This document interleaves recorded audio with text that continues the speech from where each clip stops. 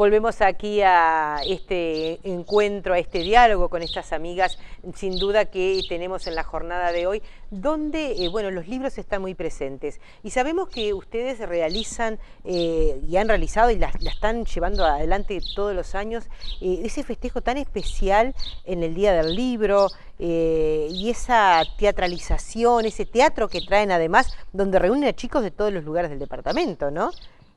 Sí, eso nos ha dado buen resultado, porque para el Día del Libro, en ese festejo que hacemos para el Día del Libro, se trae una obra de teatro de Montevideo, trajimos La Juguetería, El Señor M, y la Intendencia colabora con el traslado de los chicos que son usuarios en las bibliotecas del interior del departamento, y se entusiasman tanto que, por supuesto, no hay lugar para todos. Sí, sí. Entonces los padres vienen como en caravana, trayendo a otros chicos en auto, y el costo de la entrada es algún libro de cuentos infantiles para después repartir en todas las bibliotecas.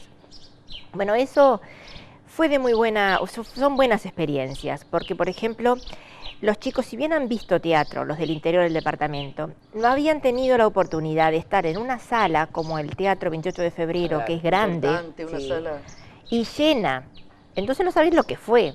Cuando se apagaron todas las luces, ¡buah! El griterío. Sí. Y después, cómo se calmaron y cómo se fueron metiendo en la obra y cómo han disfrutado de estos dos años que hemos hecho la experiencia.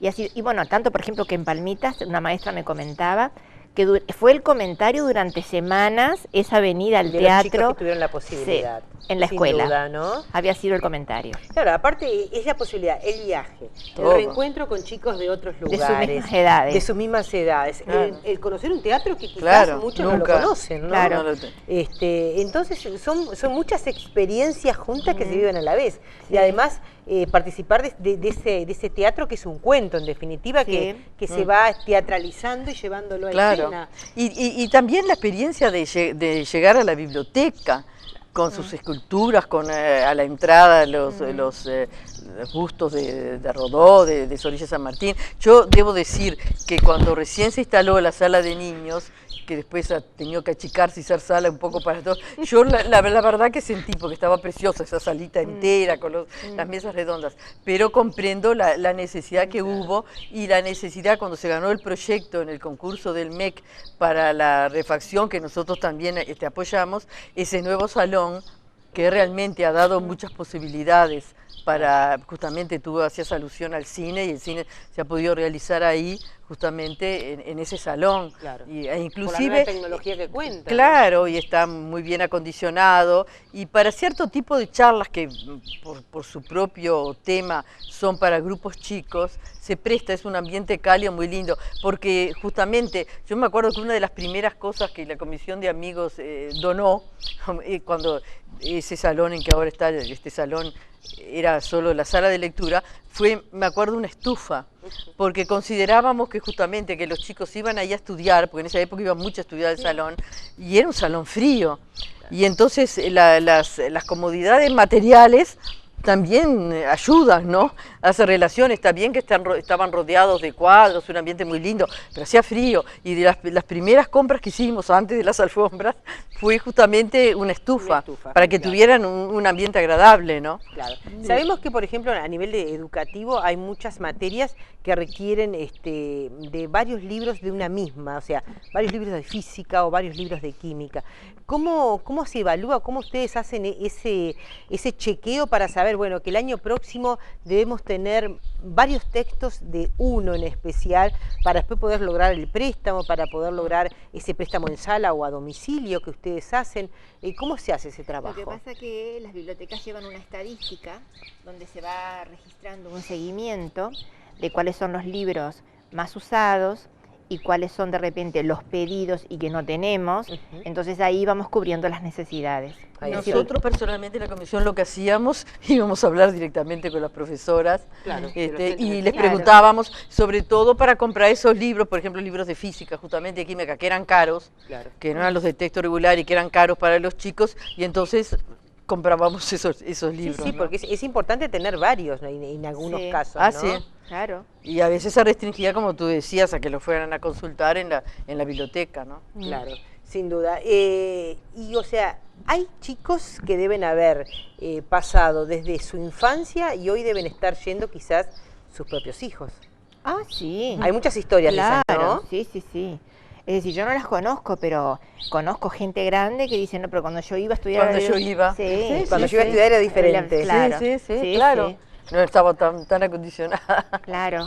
Claro, Es pero distinto. han pasado varias generaciones. Sí, las bibliotecas hoy en el mundo, y por eso es que nosotros nos inclinamos hacia, hacia esta nueva metodología de trabajo, funcionan más como centros culturales. Es decir, antes la biblioteca era un reservorio de textos donde no existía la fotocopia, la persona tenía que sentarse en ese recinto y ahí leía el libro y estaban horas y horas los usuarios leyendo los libros. Por eso le pusimos la estufa. Claro, por eso es que ahora todo eso cambió. Sí. Hoy hay veces que se quedan ratos, sí, pero es cuando están trabajando en equipo, cuando están funcionando más de una persona. Pero cuando lo que necesitan es un tema determinado, lo fotocopian o toman un rápido apunte o lo miran o lo graban, hasta con el celular, ¿me entendés? Sí, sí. Sacan la foto. Entonces, eso cambió. Y las bibliotecas hoy pasan a ser centros culturales, entonces ese espacio se va enriqueciendo con otro tipo de salas, como contaba recién Alicia, con esa sala multimedia que se instrumentó para que funcione como presentar libros, como también para hacer charlas, como para hacer cursos, como para pasar cine. Y también en la sala de niños, que fue lo que tuvimos que achicar porque no nos daba el espacio, se puso toda la parte del soporte informático. Es decir, hoy una biblioteca que no tiene soporte informático, es decir, también están unas tablets, que yo no las sé usar, pero se compraron también con este proyecto, que tienen más de 300 libros. Es decir, adentro de ese soporte está todo el Quijote, está la Ilíada, están todos estupendo. ahí adentro. Es decir, quien los quiere leer en ese soporte también los tiene. De esas hay como 4 o 5 también. Ahí está. Y porque aparte es muy interesante porque, por ejemplo, los planes de estudio hoy a veces le mandan al chico al consultar un tema que es de actualidad hoy. Claro. Por eso también deben tener soporte informático, porque ahí tienen que meterse en los medios de información a nivel nacional o información. internacional, ¿no? Están los diarios y está lo que la bibliotecóloga llama, que no la hemos mencionado y ella ha sido la gran artífice de esta revolución dentro de la biblioteca. María Fernanda Espinel es la bibliotecóloga que controla y hace el seguimiento y la capacitación a los funcionarios de todo el departamento.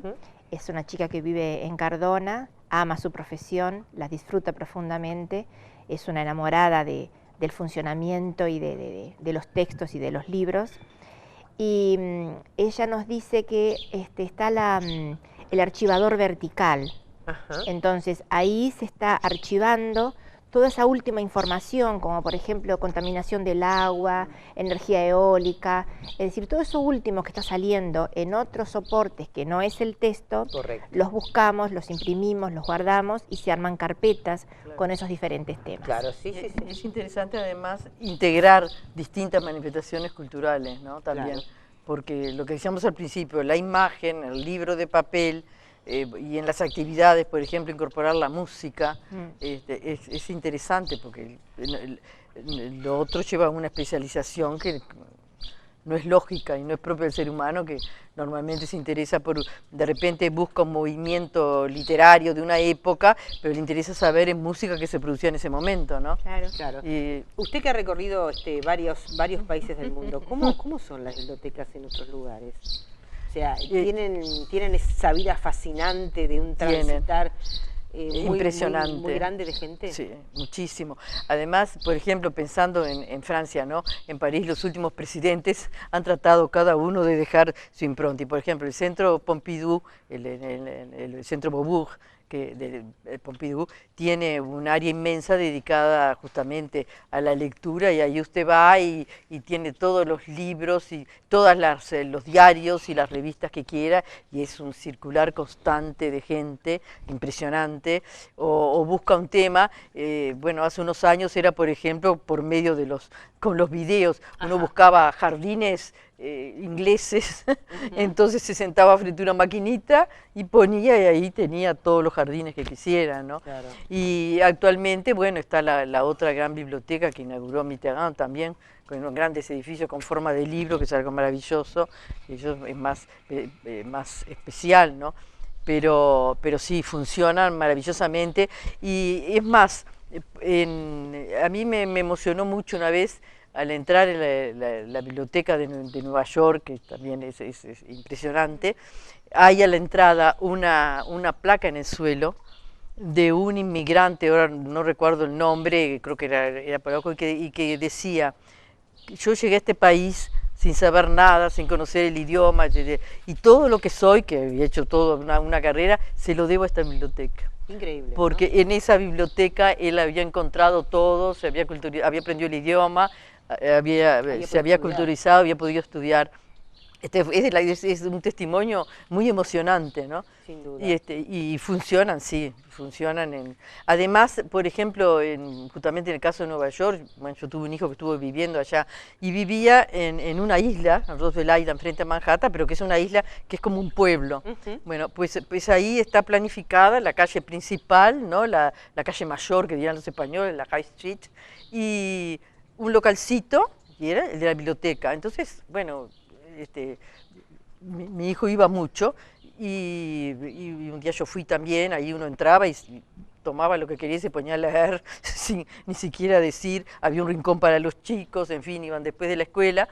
Y mi hijo me decía: yo vengo acá, pido, por ejemplo, él estaba leyendo una historia de Estados Unidos, gorda así, y se la piden. O sea, lo mismo que tenía en el centro de Nueva York, lo tenía ahí. Lo tenía ahí, se lo traían. Y después con muchos alicientes, porque mis nietos eran muy de ir, entonces se encontraban con la sorpresa que a fin de año les regalaron, como asiduos asistentes a la biblioteca, les regalaron una mochila y no sé qué más. O sea, y la gente tiene costumbre, inclusive los liceales, ya desde antes. De repente, cuando se decía, los chicos que no leen allá, que no saben, pero lo que pasa es que de repente no lo sabían, digamos, de memoria, no lo tenían en el texto, pero sabían dónde ir a buscarlo. Siempre se fomentó mucho la búsqueda en la biblioteca. Qué increíble, ¿no? Qué bueno es, entonces, sí, sin duda, la lectura. Vamos a irnos a una nueva pausa, vamos a compartir algunos consejos comerciales y enseguida estamos con ustedes.